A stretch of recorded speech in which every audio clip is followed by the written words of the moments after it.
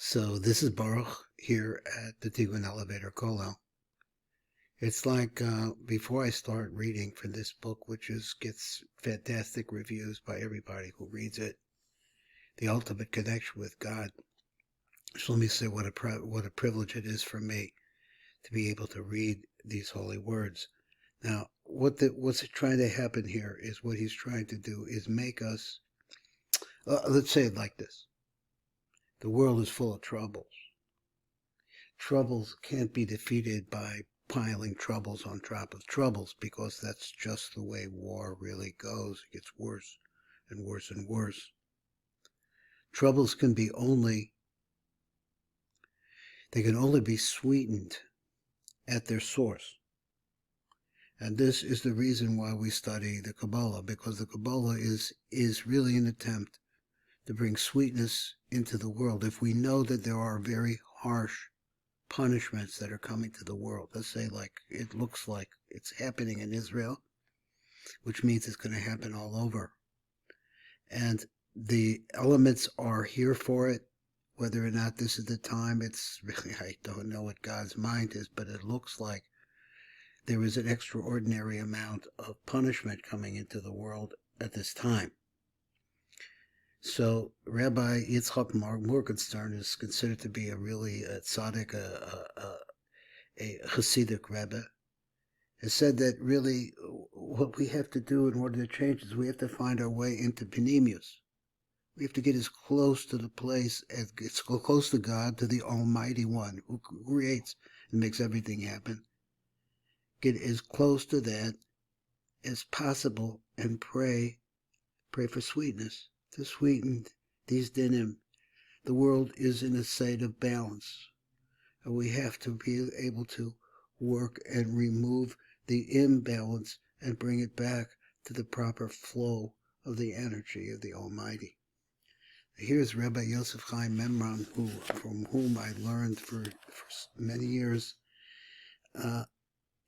Everything that he writes is an absolute gem.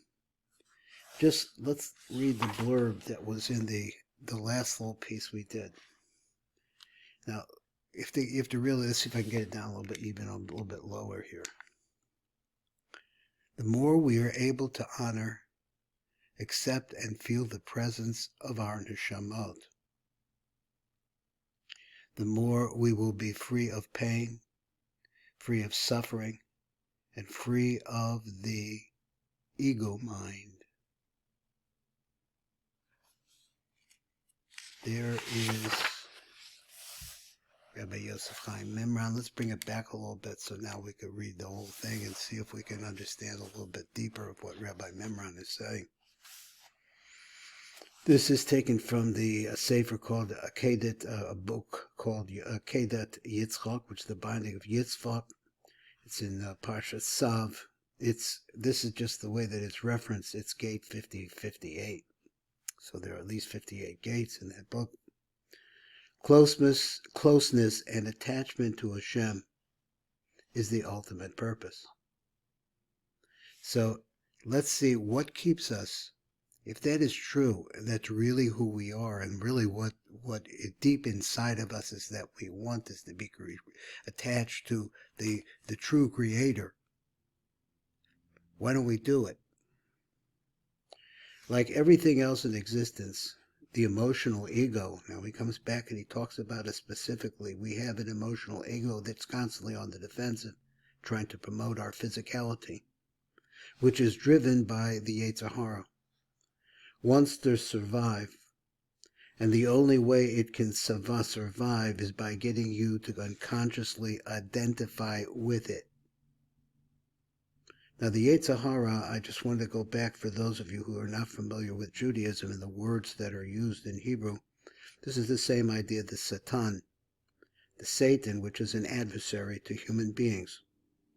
So the Satan, the Yetzer Hara, wants to survive, and the only way it can survive is by getting you to unconsciously identify it so that it becomes you, your animal sense, your Satan within you, your Satan. It becomes you. If it succeeds, it can then take you over. It can become you. and live through you. Like a destructive parasite, it needs to nourish itself through you. It will feed on any experience that resonates with its own kind of energy. Now think of what's going on in the world right now, and let's take the word hate. Hate is the most most satanic thing that you have in the world. Hate justifies everything. And through this hate, which comes from this Satan, this Satan, it lives through you and your hate. So it is destructive of you and destructive of everything around it, and an experience that resonates with its own kind of energy. Anything that creates further pain in any form. It can feed on anything negative within you, such as, and here he goes, such as anger, destructiveness, hatred, grief, emotional drama, violence, and even illness goes that way too.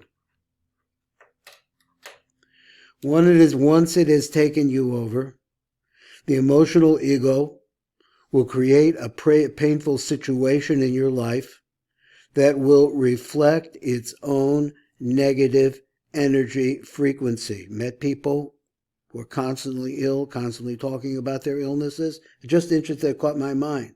But then you find the people who are really angry. Let's take the Arabs. The Arabs are always angry. They're angry. Angry is their whole thing. He says, and it will then feed on that negativity. It needs the negativity, for pain can feed only on pain. Now just imagine this. The oppressed, the occupied, all of the words that we hear now. Pain cannot feed on joy. It finds joy to be altogether indigestible. So then we start thinking of the words of Rebbe Nachman. We start thinking about how important joy is to the Jew, even in the midst of those who are screaming this hate. If the emotional ego succeeds in taking you over, it will leave you wanting more pain. You will become either a victim or a perpetrator. You will want to suffer pain or to inflict pain, or both. On some levels, there really isn't much difference between suffering and inflicting pain. They're all pain. People who live in pain and punish others. All this happens unconsciously. In all likelihood, you will insist that you do not want pain.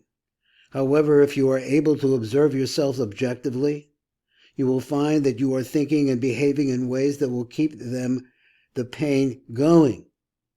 The fights, interfamily fights. When one person turns their back on another person, dislikes everything that they say and do, this is a form of pain, inflicting of pain, which goes circular and brings more pain.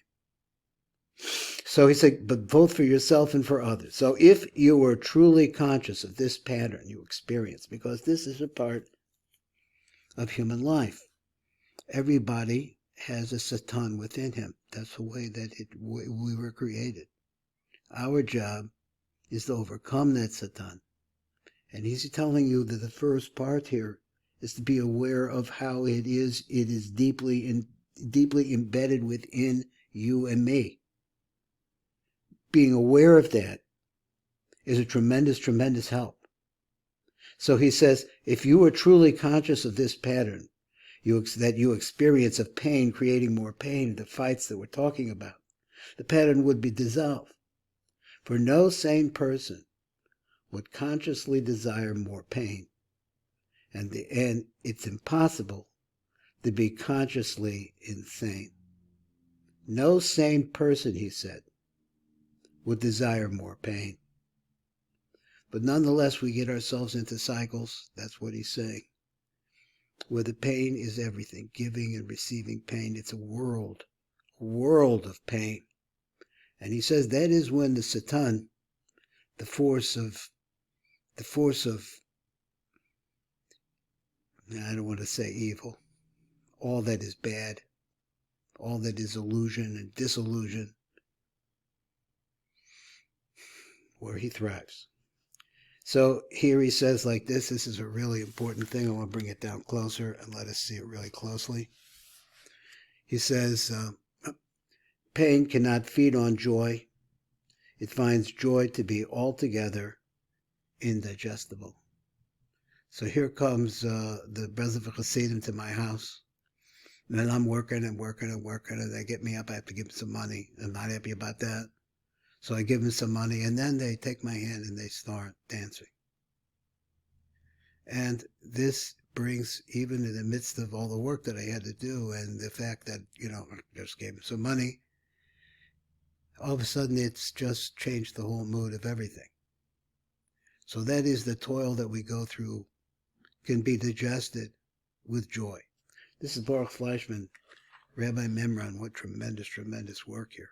Tikkun Elevator Kolo.